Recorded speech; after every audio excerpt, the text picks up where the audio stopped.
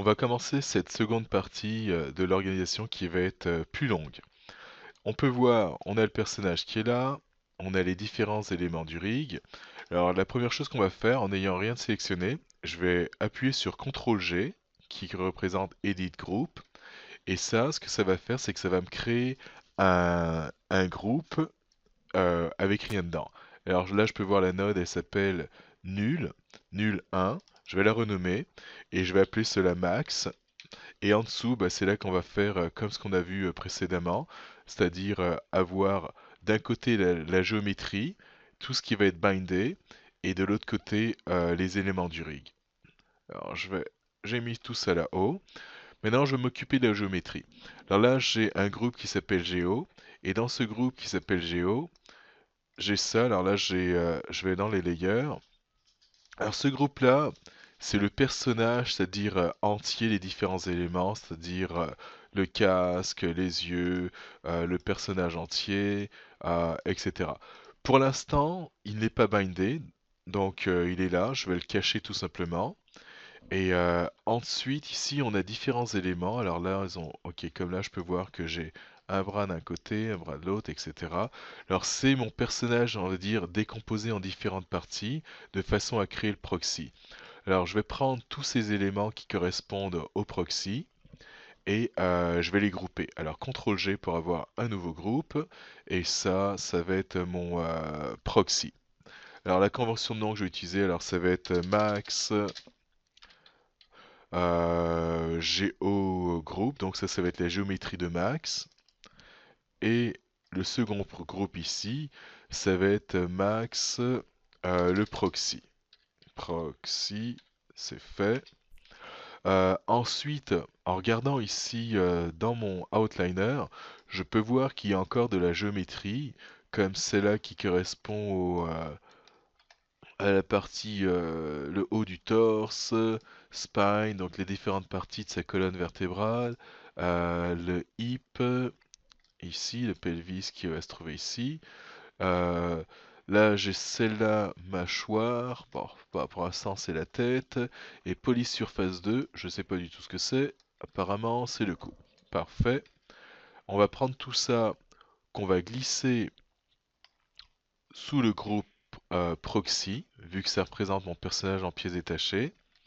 Et là, concernant la géométrie, là c'est fait pour la géométrie, il devrait y avoir toute la géométrie ici. Alors je vais vérifier de nouveau, et en effet, en regardant vite fait, il n'y a plus de géométrie. Et je répète, sous ce groupe-là, il devrait y avoir toute la géométrie qui est bindée. Donc du coup, lorsque je vais déplacer, on va dire, des éléments de mon rig, exemple, si je prends les jambes, ici, le joint, ici, par rapport à cette jambe-là, ben, on peut voir que la géométrie elle suit. Si jamais vous avez de la géométrie qui ne suit pas, comme en faisant ça, on peut voir que cette partie-là ne suit pas, bah, cette partie-là, ça représente tout simplement mon personnage, le final, mais en ce moment il n'est pas bindé. Donc c'est pour cela que ça bouge pas pour l'instant. Alors là, je vais faire quelques undo pour replacer tout ça et cacher, on va dire, le personnage entier. Alors tout ça va aller sous le groupe max. Là, on va regarder ce que ça a donné. Donc, je clique sur Max et là, j'ai la géométrie. Et de l'autre côté, le groupe qu'on avait, c'était celui qui contient le rig. Alors, on va faire ça de façon très très basique. Je vais prendre tout de là jusqu'à là, CTRL G. J'en ai fait un groupe. Et pour l'instant, ce groupe, je vais l'appeler rig. Alors, Max rig, c'est fait. Et ça, je vais placer cela sous le groupe qui s'appelle Max. Et là, j'ai une hiérarchie qui est similaire à ce que j'avais avant, c'est-à-dire là j'ai max, sans doute je vais faire un lock and hide de tous ces éléments-là. Ensuite j'ai la géométrie qui va se trouver en dessous de cela. Et là j'ai le rig. Et au niveau du rig, c'est ici que je vais mettre mon cercle qui va s'appeler TRS, qui va me permettre de déplacer, on va dire, mon personnage. On va essayer cela comme ça afin de voir qu'est-ce que ça donne comme résultat.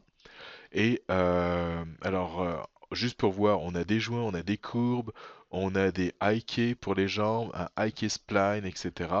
On va voir qu'est-ce que ça nous donne comme résultat. Alors, en prenant max rig, si jamais je déplace cela, voilà ce que ça nous donne. Je vais faire des rotations, ça nous donne ça, et le scale, ça nous donne ça.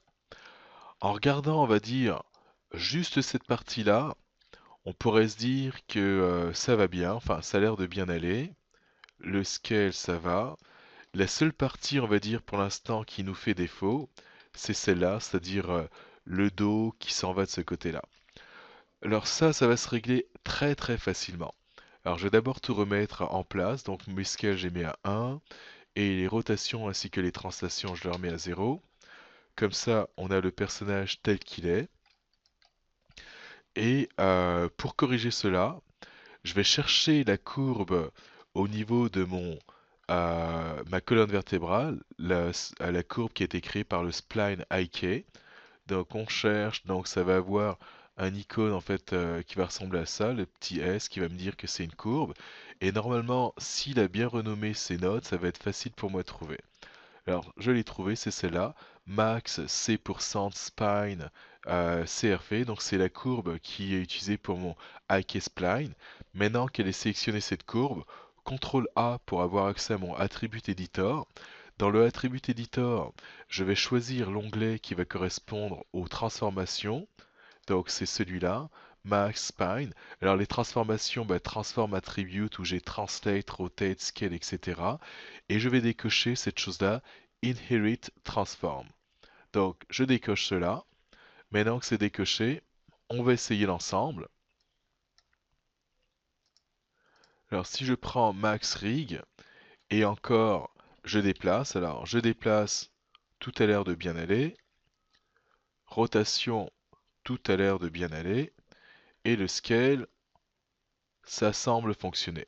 Alors en ayant fait ça, on peut se dire qu'on a pas mal résolu notre problème. Alors je vous ai parlé d'un petit problème qu'on va avoir un petit peu plus tard. Et ce petit problème, je peux vous en parler dès maintenant, enfin vous le montrer. Et plus tard, je vais vous montrer comment résoudre ce problème.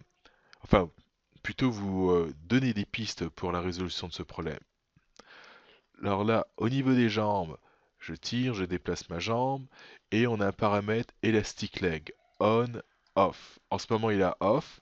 Je vais le mettre à on. Là, c'est fait. En le mettant à on, qu'est-ce que ça nous donne?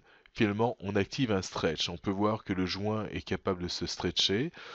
Concernant la géométrie, pour l'instant, vu que c'est le proxy, c'est pas grave. Lorsqu'on va travailler avec euh, le vrai personnage, c'est-à-dire le bind, c'est là qu'on va pouvoir peut-être faire des ajustements, faire en sorte, exemple, je pourrais utiliser un blend shape qui va faire en sorte que la géométrie est plus mince lorsque je tire, etc. Alors là, j'ai une jambe qui est à on et l'autre jambe, je vais la laisser à off. Mais on sait ce que ça va donner lorsque, si jamais je vais la mettre à on, on sait qu'on va pouvoir étirer. Maintenant que cela est fait, je vais utiliser de nouveau cette node MaxRig pour pouvoir faire le scale, donc agrandir l'ensemble. Et voilà le problème qu'on a. On a le joint ici qui se met à grandir. D'ailleurs, on peut voir que son scale est de 2.318. Donc, le problème, on va dire, arrive quand on utilise finalement le scale, c'est-à-dire lorsque j'agrandis mon personnage et qu'on utilise le stretch, plus exactement, lorsqu'il a on, le problème survient. Tant qu'il a off, j'ai pas de problème, mais à on a un problème.